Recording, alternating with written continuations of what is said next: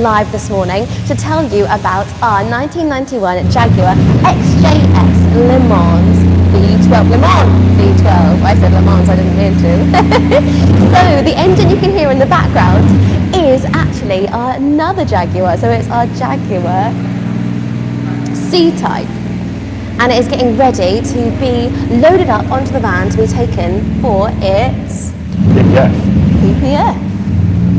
So yeah, it's a big project that we've been doing, and it's well, it's mechanically finished off, but yeah, it's going for paint protection, and then it'll come back and get troubleshooting, because it's basically a brand new car. So we've got to go through all the systems, make sure everything's working properly. So as you can see, the guy there just trying to close the bonnet is our workshop manager, Big John. This has kind of been Big John's job for the last little while.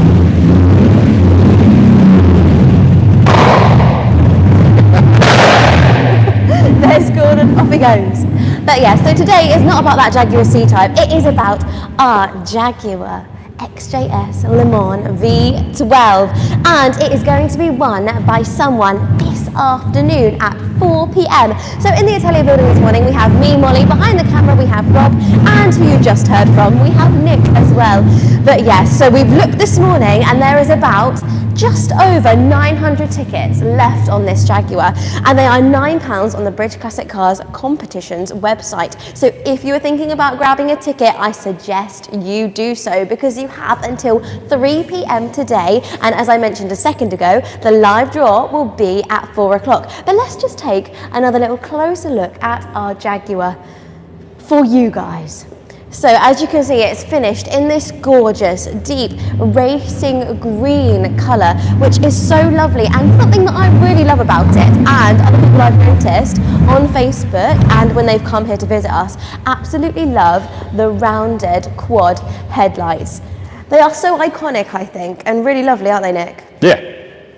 So on the exterior we have our beautiful green, but inside it's a lovely contrast because it is a gorgeous cream leather, very classy, very stylish, but I love the kind of the theme throughout, because you've got the green on the outside which is mirrored with the piping around the outside. So it is a manual gearbox, but also I meant automatic gearbox, so I was looking straight at it and said manual. It is an automatic gearbox, but what we really want to see is where the magic happens under the bonnet with the 5.3 litre V12. So let's have a little look. Now, our resident anorak, Nick here, would love to tell you about this engine and what is special about it, and being the Le Mans edition, please, Nick.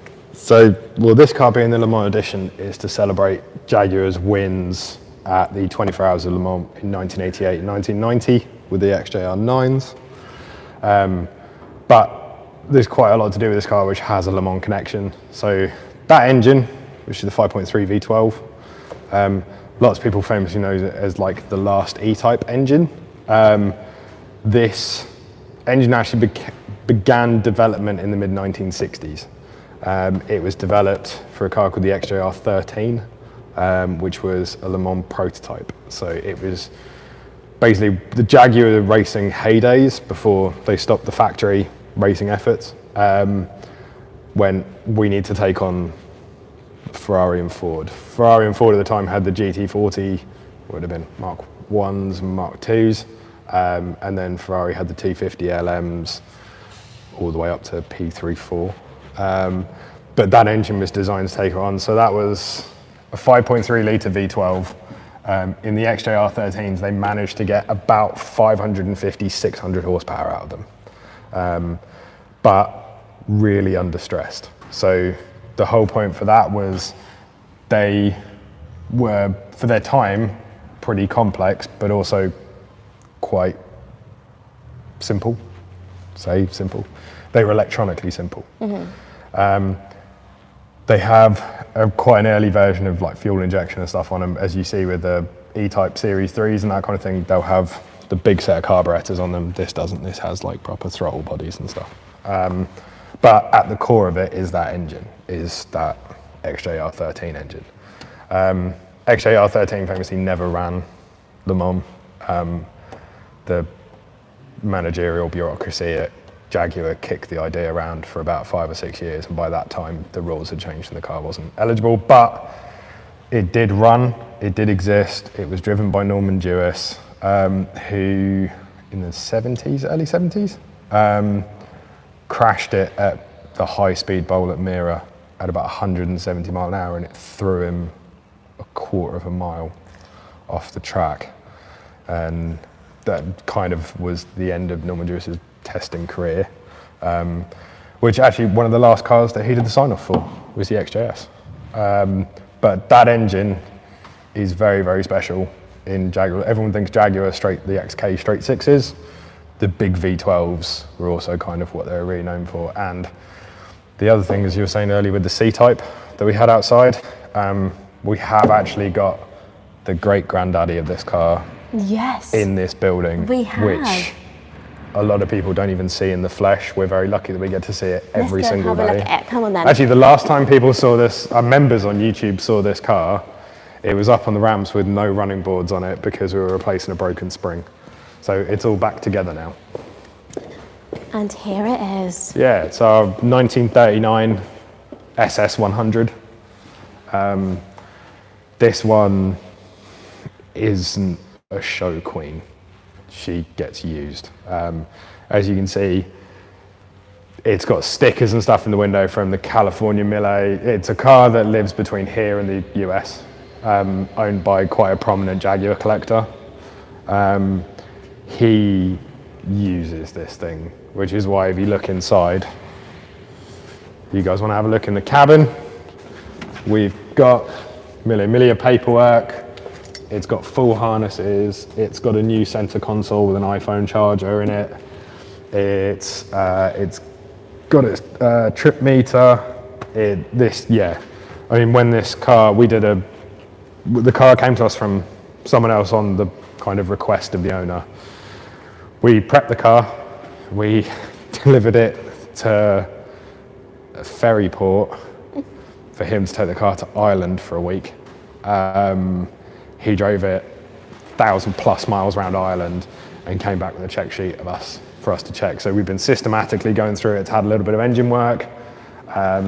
It's had, I think it had the rear springs replaced by Julian, who's one of our awesome technicians here. And then the boys have put everything back together on the car.